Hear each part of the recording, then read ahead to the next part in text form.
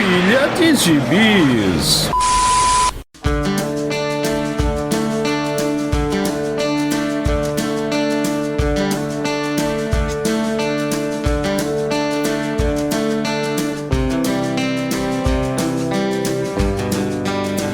E aí, jagunçada? Bem-vindos a mais uma edição do Pilha de Bis, o podcast semanal do Arte Final. Acesse lá www.artefinalhq.com.br para ouvir todos os episódios do Pilha de Bis, do Avante Vingadores, do Pilha do Aranha, dos Sete Jagunços e do Omniverso. Nossos episódios também estão no YouTube, na Aurelo, no Spotify, no Deezer, no Apple Podcasts, no Amazon Music e no seu agregador de podcast favorito. Aliás, não esqueça de dar lá 5 estrelinhas, dar seu joinha no seu agregador de podcast favorito e ajude a espalhar a palavra do Arte Final. E para isso, vem falar de bis com a gente nas nossas redes sociais. No Twitter, no Instagram e no YouTube é @artefinalhq. E não esquece também de se inscrever no nosso canal do YouTube. Tá querendo comprar seu gibizinho na Amazon?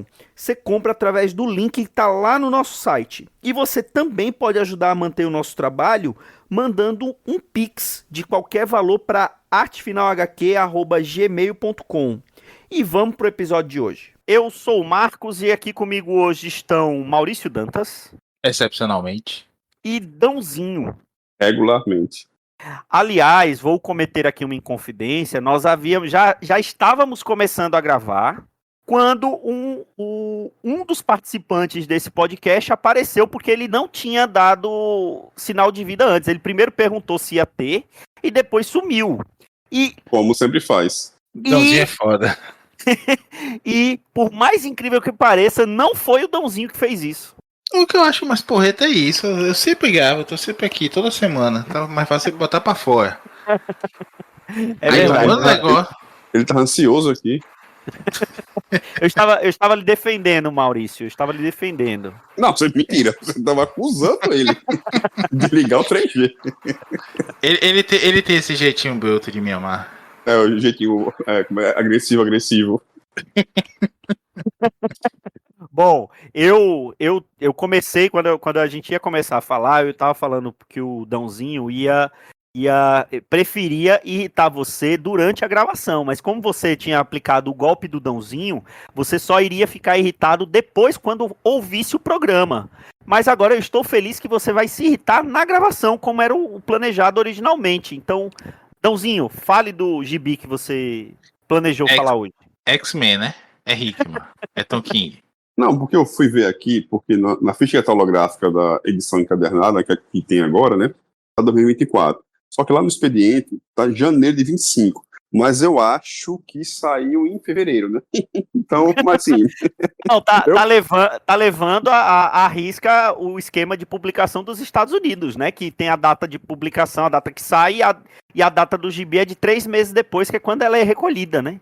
É o que a Indivisível tá fazendo agora, né? Além de dar calote na galera. Mais uma editora que nunca vai mandar nada pra gente. Mas eles não estão mandando nem pros autores. Tá mandando nem pra quem compra. Se for processo, mande aqui pra Bahia que eu mato no peito. Olha só. Pô, então eu peguei, acho que em fevereiro ou março, e como eu falei pra você antes, né? Aquele caso raro que você pega e já lê e já termina, né? Não tem mais idade pra fazer esse tipo de coisa, né? Passar na banca de manhã e ler à noite, né? Não tenho mais saúde pra isso, mas eu fiz isso aqui com esse, que é uma saga da Panini, que tá nesse formato que eu não sabia, né? Que é alguns não, quase todos são bimestrais, né? Só o Batman é mensal, não é isso? O resto é bimestral, né? X-Men é mensal. X-Men, X-Men lembrado. é mensal também. Mas hoje tu só ainda só X-Men e Batman, né? Hoje E Saga do Clone também é mensal. Ah, tá, pronto. Então esse aqui é bimestral, o que faz que a gente... eu já li, né, quando peguei, e eu já tô relendo porque não aguento mais esperar pelo segundo volume da saga do Lanterna Verde, com a icônica fase de Geoff Johns, como tem na capa, né? Apesar da Panini ter cometido...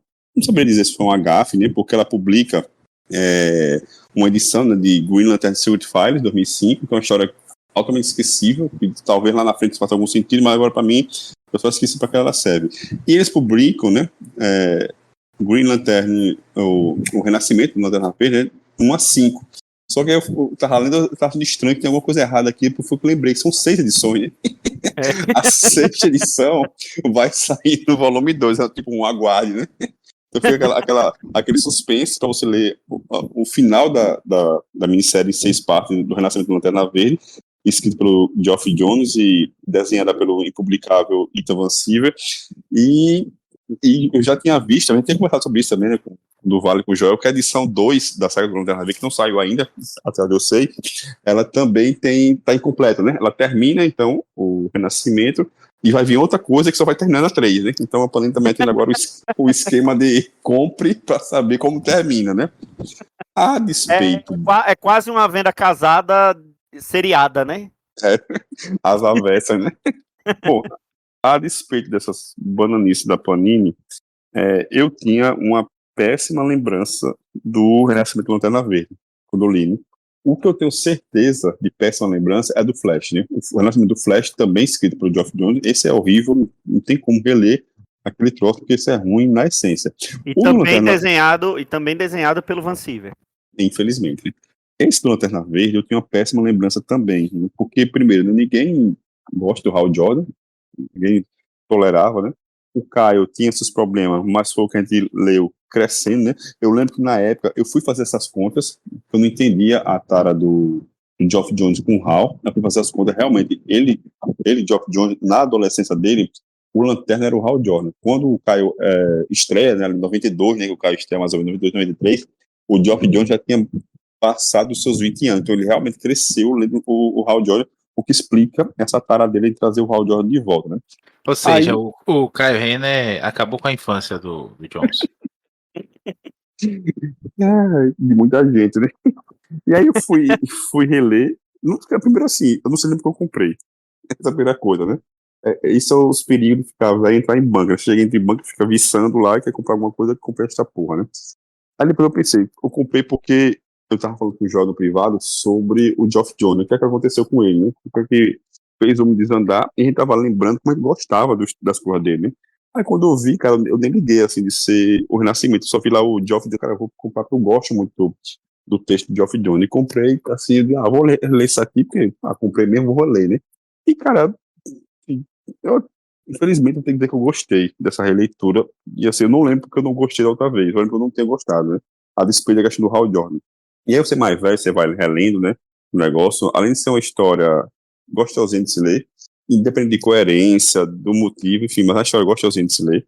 E aí você pensa, porra, o jeito, independente do Hal Jordan prestar ou não, né, o jeito que ele morreu foi um jeito muito escroto, né, foi muito mal feito.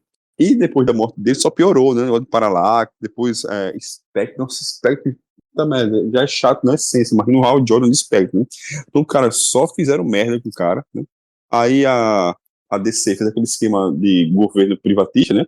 Destruiu o CAI, mas, ó, não presta mais não, vamos botar em outro lugar, né? Fez igual parece os Correios, né? Destrói os Correios, fazer que Correio não presta para poder privatizar, né? Fizeram isso com o Caio só foi ladeira abaixo para justificar a volta do Hal, né? Então, aí fica aquela coisa, né? Assim, ele morreu de um jeito escroto, né? Desnecessário, naquela onda ali do começo dos anos 90 da DC. O desenrolar dele foi pior ainda, né? Tirando o Zero Hora, o resto serviu para nada. Ele, como um vilão Parallax, né? O Jones, né? Ele tenta criar uma mitologia em cima do Parallax aqui, sem pé nem cabeça, aí isso aqui não funciona, não. Isso o Parallax na história não serve pra nada, né? Não serve pra nada, só piora a situação, na verdade. Era melhor ter ignorado que ele foi Parallax uma vez na vida e só seguir o barco, ó, ressuscita o homem aí, como tá voltando. Mas, enfim, ele vai se meter nessa seara e, cara, não sei, sabe? Não sei se eu tava com saudade do Jones, se eu tô ficando velho, ficando esclerosado, mas eu gostei do negócio. E fiquei puto, não quando eu vi que não encerrava aqui, né? Que só tinha até aqui edição, e não tinha a minissérie toda, né? Fiquei puto quando eu descobri que o negócio é bimestral e agora eu fiquei morrendo de ansiedade pra ler Saga do Lanterna Verde, volume 2, que saia logo pra eu continuar lendo essa fase icônica de Geoff Jones. Ó, eu confesso também que eu peguei essa primeira edição e também devorei quando li, e eu lembro quando eu li isso que a Panini lançou, eu gostei muito do que. Eu gostei na época, eu adorei o que ele estava fazendo, apesar de também não gostar do Hal Jordan. Eu também cresci com o Kyle. Salvo engano, nessa época, o Kyle já tinha passado por aquela fase de Ion, né? Eu acho que ele já tinha voltado a ser um Lanterna Verde.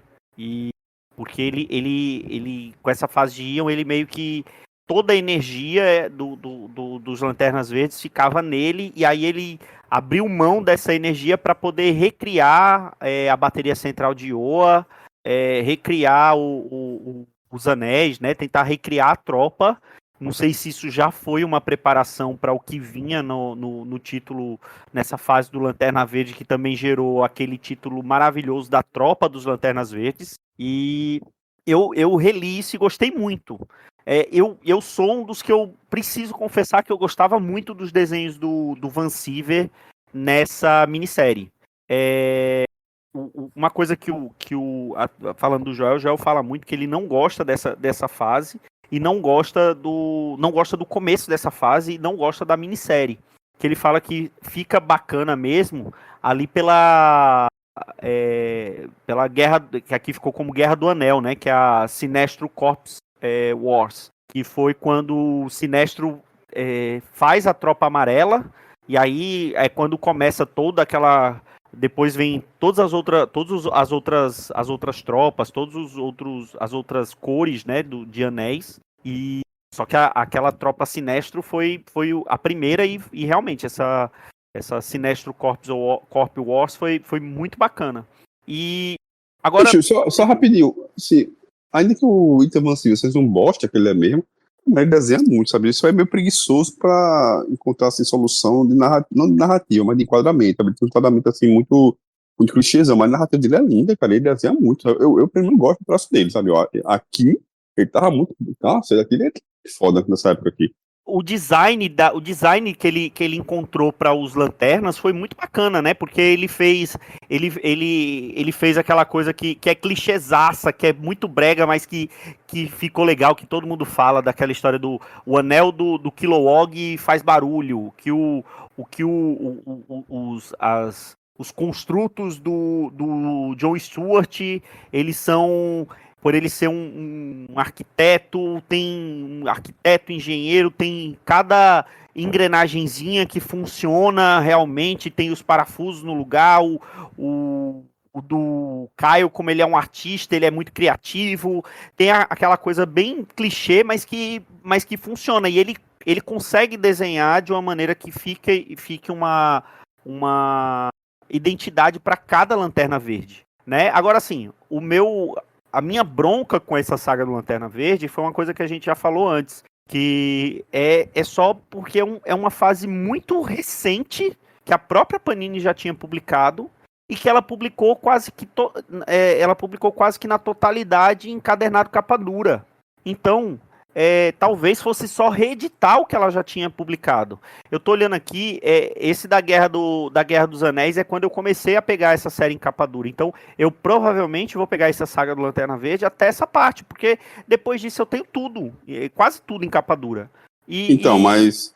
Não precisava agora, eu acho. Então, mas é que tá, né? Se não fosse publicar isso, pra fazer um saga do Lanterna Verde, ia ter que fazer a saga do Lanterna Verde do Jared Jones, né? Que cara, não vai rolar, né? Uma coisa. É uma coisa que a gente tinha falado. A fase é muito boa. Isso não tem, assim, ele é um lixo de ser humano, é um bosta, não presta mais nada.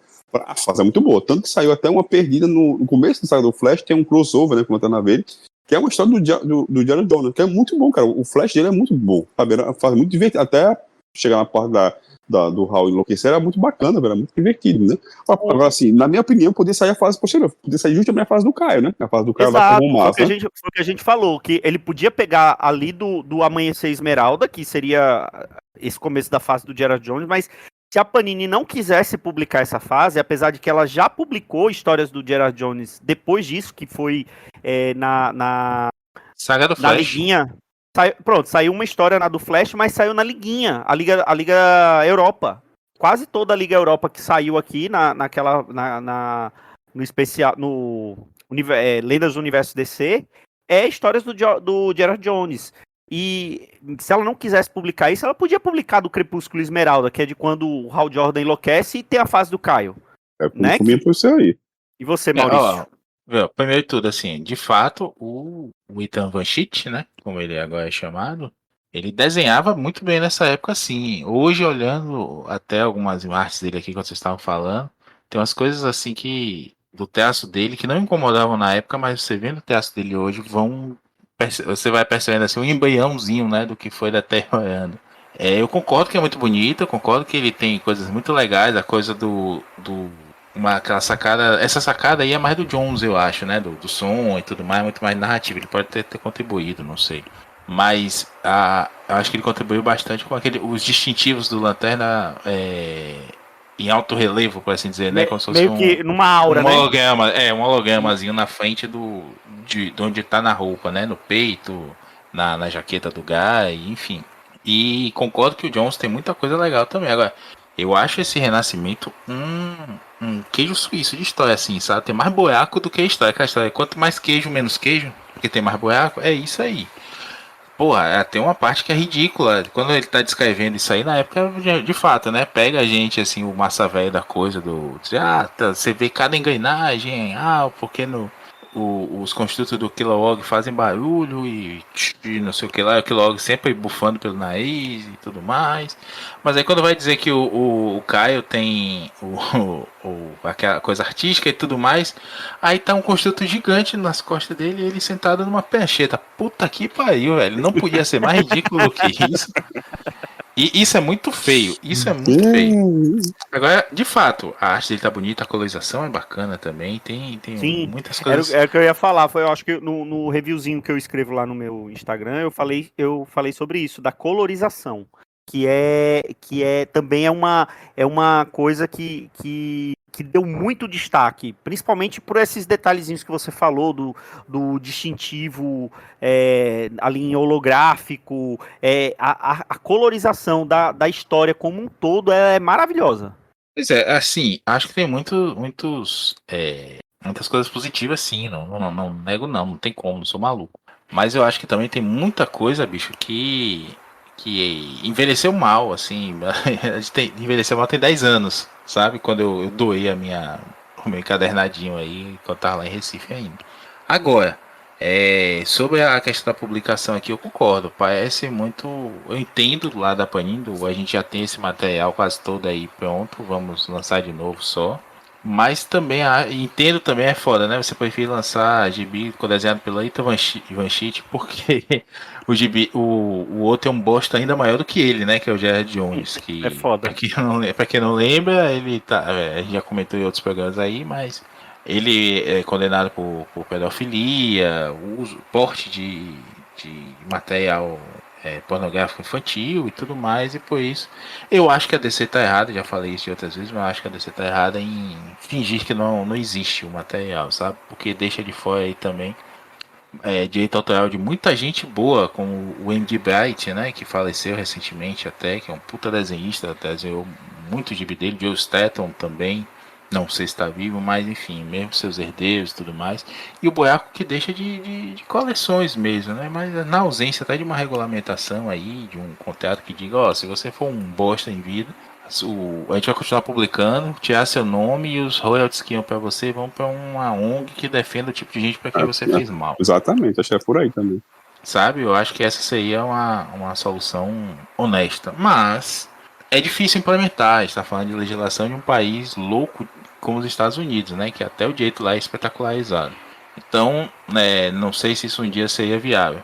O que eu penso, o que eu vejo é que de fato a gente merecia pelo menos ter aí um Crepúsculo Esmeralda e o começo da fase do Caio, que marcou muito, né? A gente tá vendo aí, a gente voltou a ser público-alvo de muita coisa, né? Com essa coisa de nostalgia aí. Eu passo numa banca, isso aí que o Dom falou, a gente fica viçando na banca, aí você vai e puxa um Saga do Batman, que é a mesma capa de Liga da Justiça e Batman, Aí e já dá era. vontade de comprar, porra. Eu tenho que me lembrar Entregue. sempre. Não, velho, eu tenho um encadernado importado disso, eu não vou comprar essa porra, não. Mas a mão coça, não, é só pra botar essa capa lá. Como se o idiota fosse chegar em casa, arrancar a capa e botar numa moldura, né? Não vai. 40 conto de gibi se ainda fosse R$4, mas 40 não dá. 45 agora. 45. Então, Saga do Wolverine com capinha rasgada, igual a que eu tinha da Abril, venha, sabe? Eu vi o Mauro, que gravou com a gente outro dia também. Eu vi o Mauro falando que chegou lá, eu aproveitei que eu ia comprar pão e passei na banca pra comprar essa porra. É foda. Agora, não tenho a menor vontade. Acho que os dois aí, os três envelheceram mal, né? O Hal Jordan nunca teve personalidade nenhuma. É o Johnny Blaze da DC.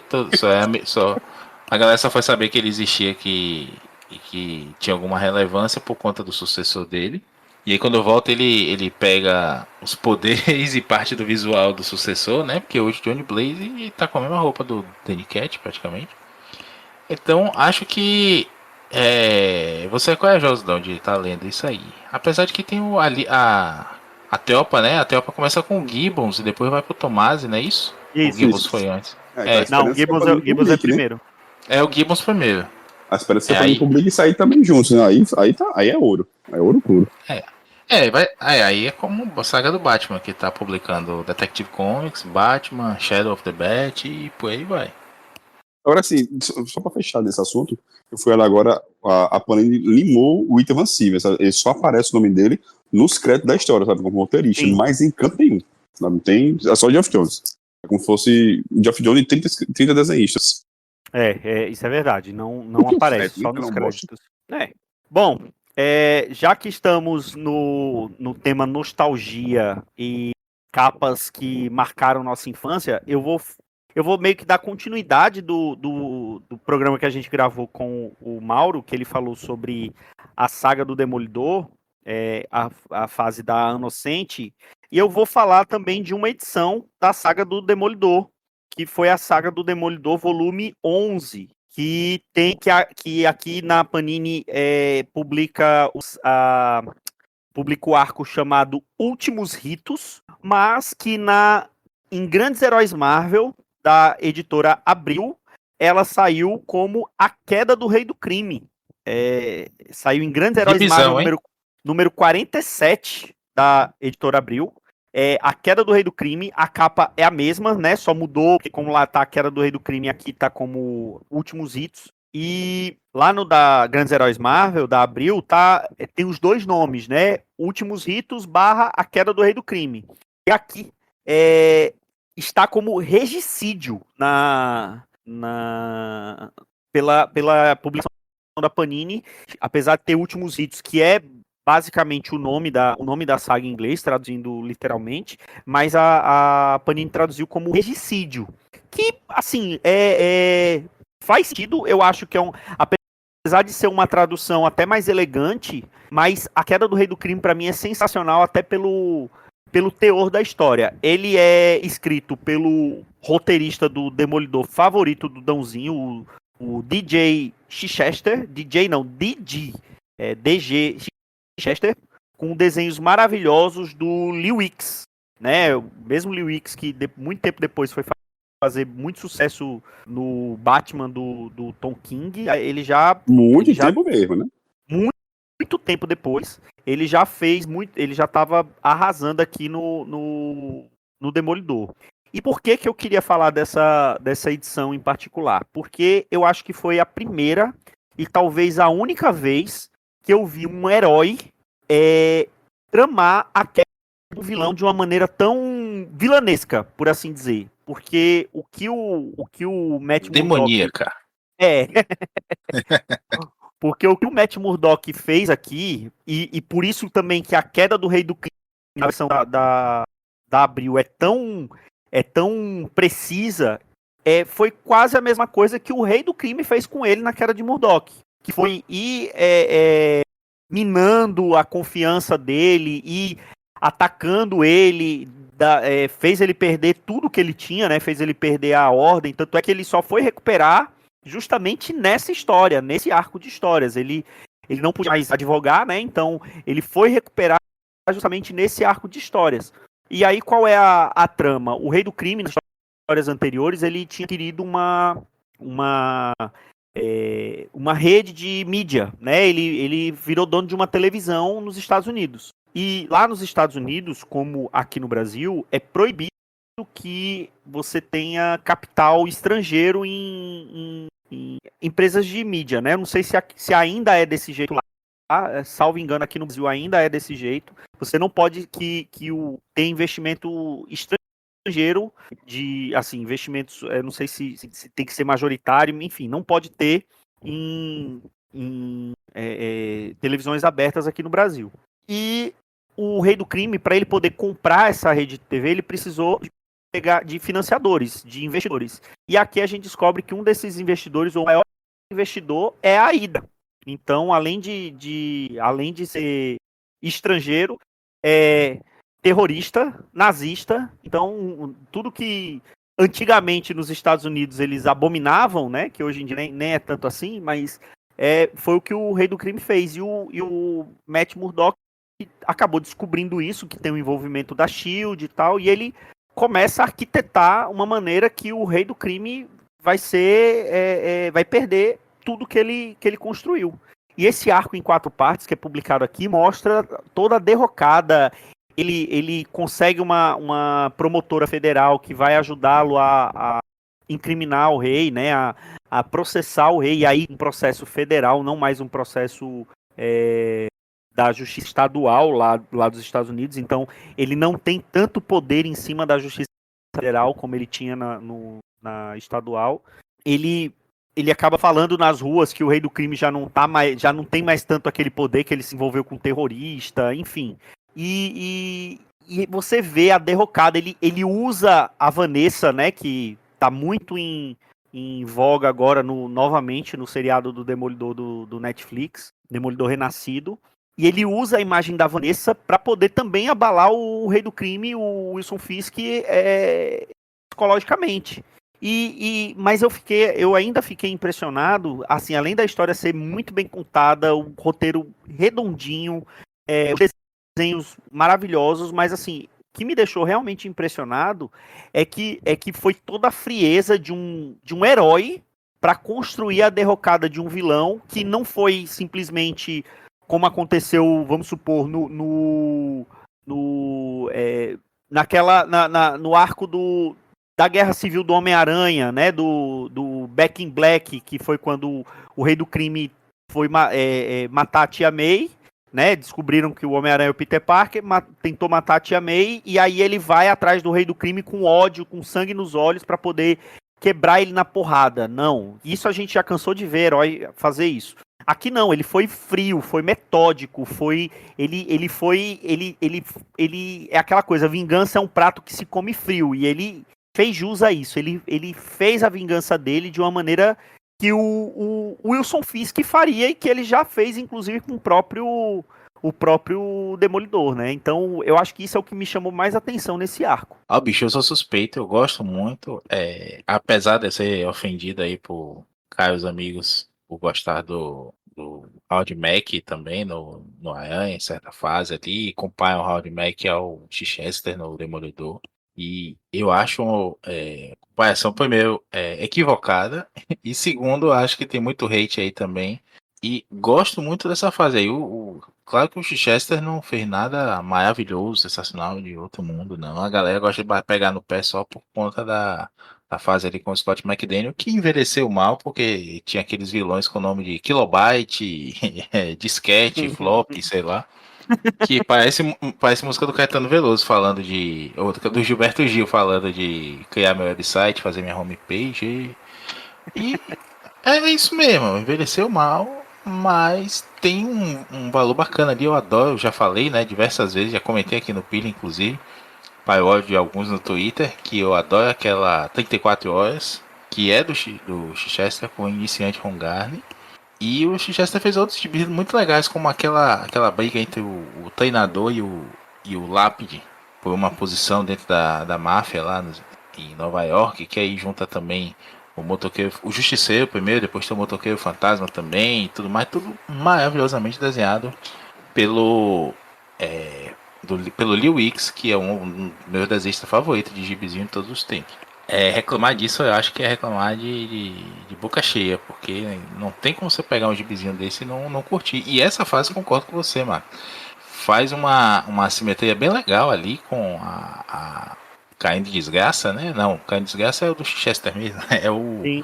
Queda de Murdoch mesmo, né? Sim. Até tem a coisa do bastão que o Rei do Crime pega, né? Do Matt ali, como se fosse uma pelva contra ele, uma segurança contra o Matt no futuro, né? E vai utilizar a última cartada ali do Rei, desesperado, e o Demolidor vai atrás dele ali. E você vê que até isso foi premeditado, né? Porque o Demolidor sabia desse bastão e ele fez de uma maneira com que o rei fugisse e fosse atrás do bastão justamente para tentar, tipo, tentar entregar uma pessoa maior do que ele para se livrar das acusações, né? Então ele fez isso premeditadamente para poder mostrar para o Matt, né? Para o Demolidor onde estava esse bastão, né? Agora deixa eu falar aqui também que realmente a Panini tá dando umas derrapadas terríveis, terríveis. Eu lembrei até outro dia conversando com o Luiz Cláudio lá do Avante, das merdas que eles estavam fazendo na tradução do Saga dos X-Men, que eu desisti de colecionar por conta de.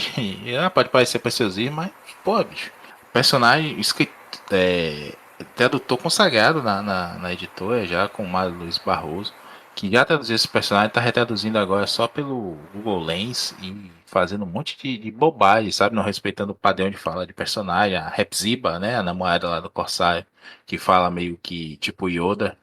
Ele botando ela falar normal. Pô, na Abril, que tinha menos espaço, cortava coisa pra cacete, eles respeitavam isso. Na Panini, que é formato americano, tem acesso a tudo, dá pra traduzir no Lens e só retocando lá algumas coisas, os caras não tem esse cuidado. Enfim, é isso que o Dão falou também, né? O Renascimento não acaba na primeira edição, é para fazer você comprar a próxima. A mini do Long Shot que saiu na saga dos X-Men também foi isso. Uma série de coisas assim, eles não fecham justamente para como se fosse necessário, né? Quem tá fazendo uma saga, uma coleção de uma saga dessa aí, quer tudo.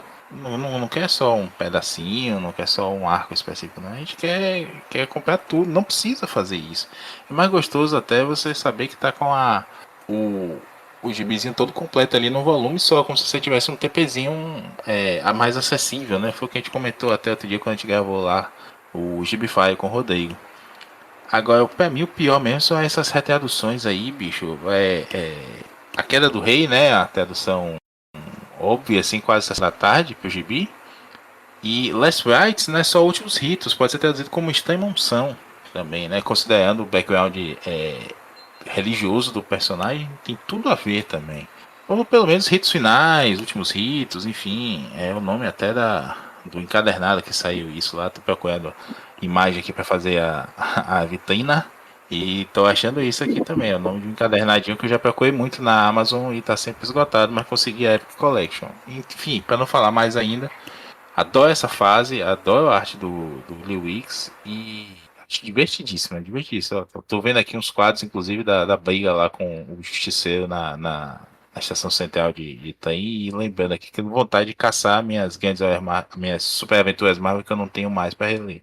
E você, Dãozinho, você gosta dessa história ou você prefere aquela fase da armadura?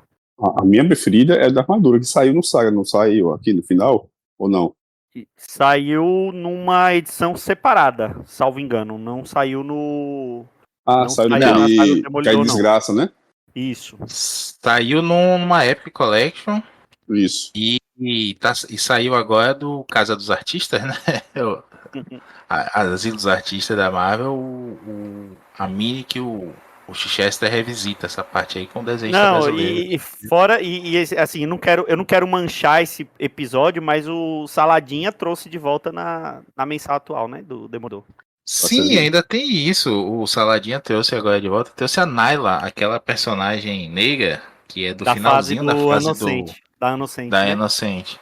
E ele se encontra assim, ela de repente tem um emprego, tem toda aquela sem teto, né? A vida de todo mundo na Marvel piorou, mas quem não teve gibi esse tempo todo melhorou. Olha aí. Até teve tempo que eu procurei o Caim Desgraça, mas tá muito caro, deixa eu falar. Mas cara, eu adoro a fala do Chester. Sabe? É você, né, que fala aquela história, né, Maurício? Aquela história do 24 horas no dia do Demolidor, que a capa vermelha, toda vermelha, aquela história é muito Isso, boa. Que é dele 34 também, horas. né? É dele também. É dele também, Comentei aqui, Esse, é dele com o Von Garner. esse finalzinho das Superaturas Marvel, né, ali, a partir das 140 pra frente, cara, é muito bom, velho. Sai Cable no meio, mas é muito bom o Demolidor ali. Justiceiro também tá muito bom. Eu digo porque eu tava catando essas Superaturas Marvel. As últimas vezes que eu fui a São Paulo, mas você tem tempo, foi antes da pandemia. Eu ia no sebo lá em São Paulo, ficava catando essa Superatura Marvel antiga, você vai ficar relendo, porque é muito, muito, muito bom. Véio. Tá doido. Vale muito a pena. Pois é. E você, Maurício Dantas, qual o gibizinho que você vai falar pra gente? Cara, estamos gravando uma segunda-feira, eu tive uma segunda-feira desgraçada Na de verdade, ruim. nós estamos gravando numa terça-feira. É terça-feira, né? Opa aí, pra você ver como eu tô. Estamos gravando uma terça-feira, uma terça-feira desgraçada. Mas E a segunda estava. também foi, então. Pô, é. Não, mas segunda-feira desgraçada é quase pleonasmo, né? Um abraço, Marcelo Miranda. Enfim, eu vou finalizar aqui porque é sempre bom falar de gibizinho, me reavivou a vontade de viver. E daqui a pouco eu vou ver o último episódio do Demolidor na Disney Plus. Ou no stream, quem sabe, né? E eu gostaria de trazer aqui uma palavra de esperança, de luz e de paz para todos os amigos. Que é o seguinte: há um ano, quase, eu fiz a compra na Amazon do volume 2 de Transformers lá da IDW, não, da Image, do nosso, né? Nós três aqui somos os maiores entusiastas brasileiros vivos desse Energon Universe. Energon. E Energon. Energon. Você já me Pessoas que eu te explicou várias encontrar. vezes. É que É. eu queria encher o saco, mas você tem razão. Ah, você quer apanhar. E chegou hoje, né?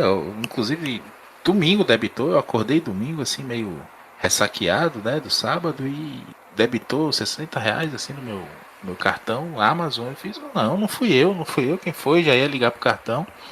E aí eu joguei, né, nos pedidos e achei, foi realmente o volume 2, né, o Transport to Oblivion, do Daniel Warren Johnson, e que esse sacana que eu adoro me faz comprar e ler gibizinho de artistas que eu detesto, odeio, aquele Jorge Corona que eu detestar, já xinguei muito ele aqui em pilhas passados, desde a pandemia, quando ele começou a desenhar lá aquele gibi da Salteadora com a Batgirl, a Cassandra Cain, né?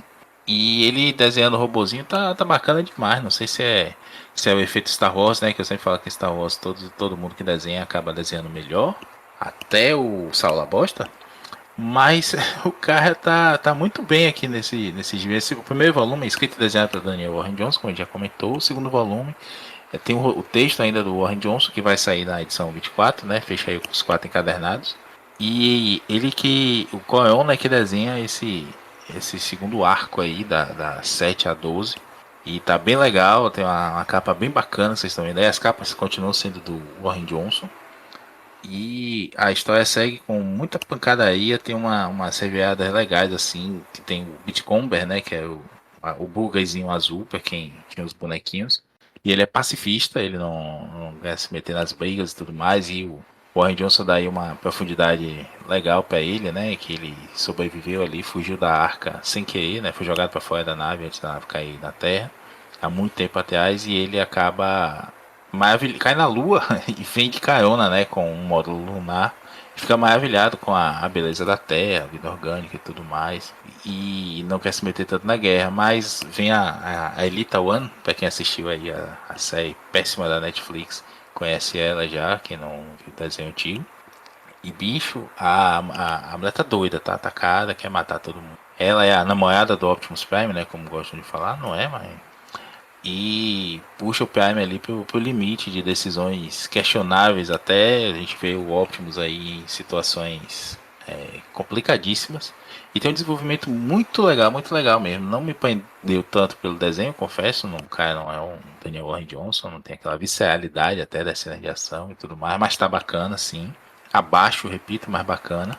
Mantém ali o interesse da gente, não tem uma quebra tão grande assim de estilo artístico mesmo, né? Ele continua fazendo assim, mais sujão, mais os robôs detalhados, mas sem ser aquela coisa realista, né? Vai sendo desenho do Adrian 9, enfim, não é parada, né? Cheio de ação mesmo. E acho que é isso, o Gibi é bacana porque ele tem coração mesmo.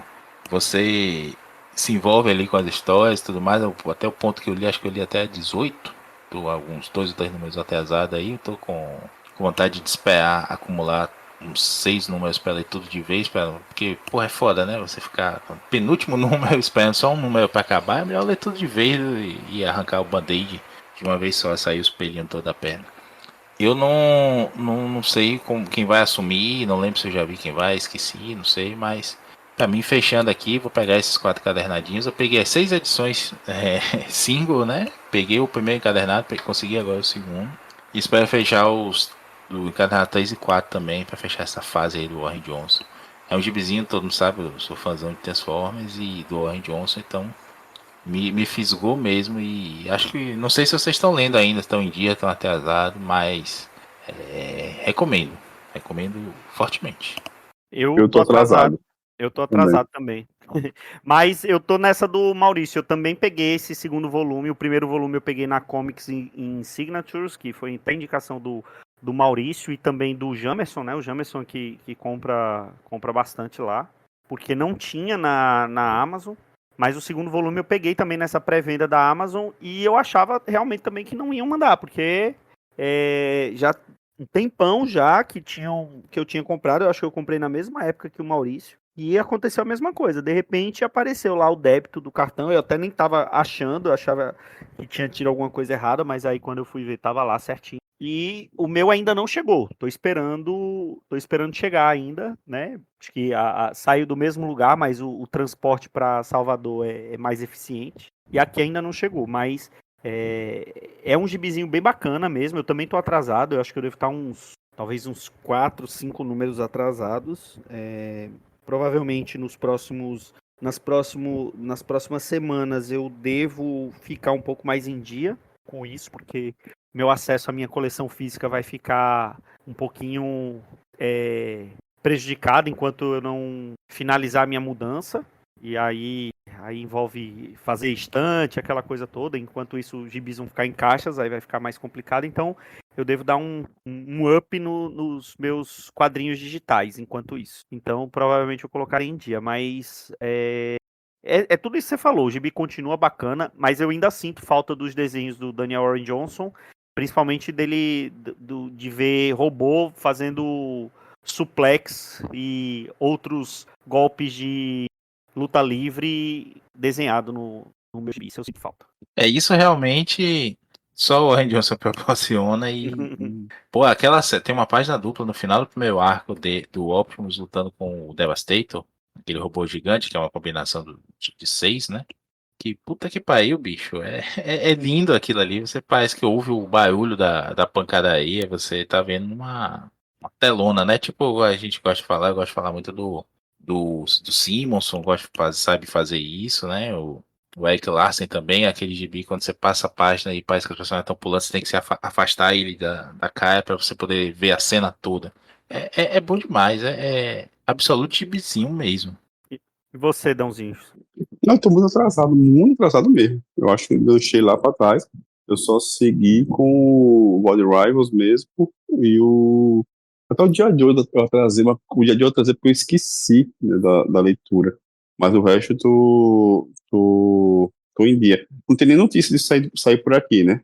Não. Não, nosso amigo Daniel, né, o Seba, lá do Poptopia, falou que estava sondando e que é bem caro a licença, assim. Eles não liberam para qualquer um, tem que ter um histórico já de publicação e é um gibi caro. Não é caro tipo o Invencível, né, que realmente, segundo o Daniel, só uma Panini teria cacife mesmo para bancar a publicação.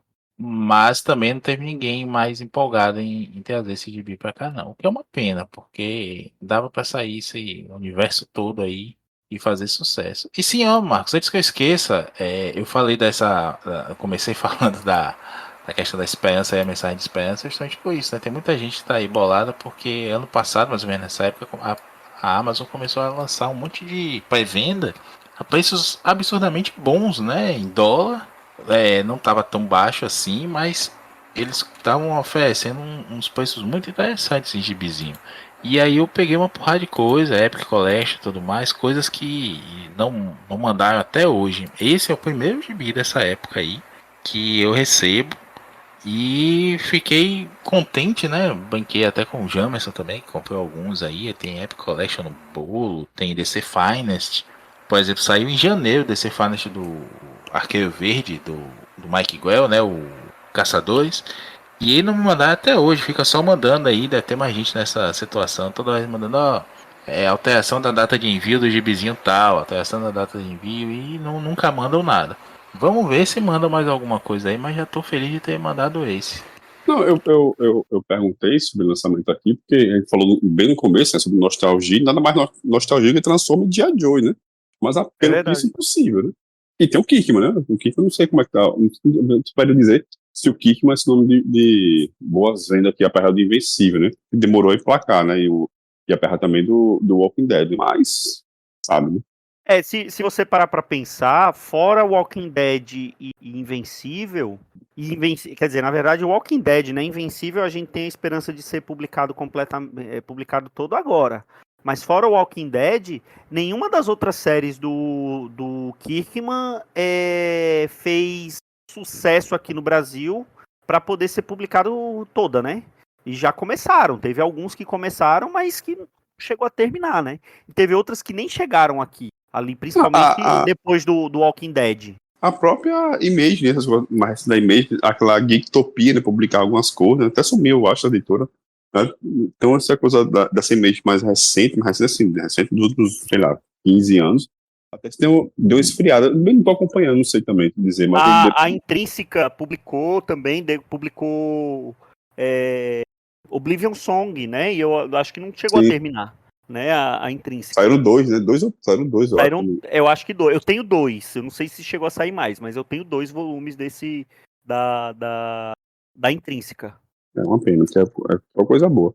E tem recentemente, a gente comentou aqui também, o Fire Punch, né? Do Kirkman também com o Samney, que é um gibizinho bem legal mesmo. Mas concordo com vocês, parece que o Kirkman tem chegada, né? Mas a longo prazo ele acaba perdendo fôlego aí pro público brasileiro, o que é uma pena, porque são bons gibis mesmo. O Oblivion Song a gente chegou a comentar aqui, que é um gibi muito interessante. Acho que é isso, né, senhores? Algo mais a acrescentar nessa gravação, nesse programa maravilhoso? Só isso mesmo. Quer dizer que nunca duvidem, né, mano, que eu vou aparecer pra gravar, malditos. Jamais. Olha, eu achei que você tinha ido de Dãozinho hoje. Você fraquejou, né, em sua fé em mim. Você tava torcendo por isso, na verdade. Percebo. Ai, nunca. Então é isso. Se foi nosso pilha de gibis essa semana, com mais uns gibizinhos para vocês. E venham comentar aqui com a gente o que vocês acharam, se vocês leram esse gibi, se vocês gostam do Lanterna Verde do Geoff Johns, se vocês leram essa saga do Demolidor do D.G. Chichester e se vocês estão ansiosos para a chegada do Transformers aqui no Brasil, por alguma editora publicar, ou se estão lendo daquele jeito ou pegando essas edições importadas. Venham comentar com a gente, nós queremos ouvir a opinião de vocês. E mais um aviso. Nas próximas semanas provavelmente não teremos pilhas de gibis novos porque eu vou casar. Então tirarei alguns dias logo depois do casamento e depois eu vou estar me estabelecendo. Então não vou ter muito tempo para gravar e depois para editar os podcasts. A falta de eu estar em falta na gravação, os meus companheiros de pilha poderiam gravar, mas quem edita sou eu. Então, mesmo que a gente tenha alguns episódios gravados, eu não vou ter tempo para editar. Mas assim que eu estabelecer, estaremos de volta. Então, até o próximo Pilhas de Bis. Um grande abraço e tchau.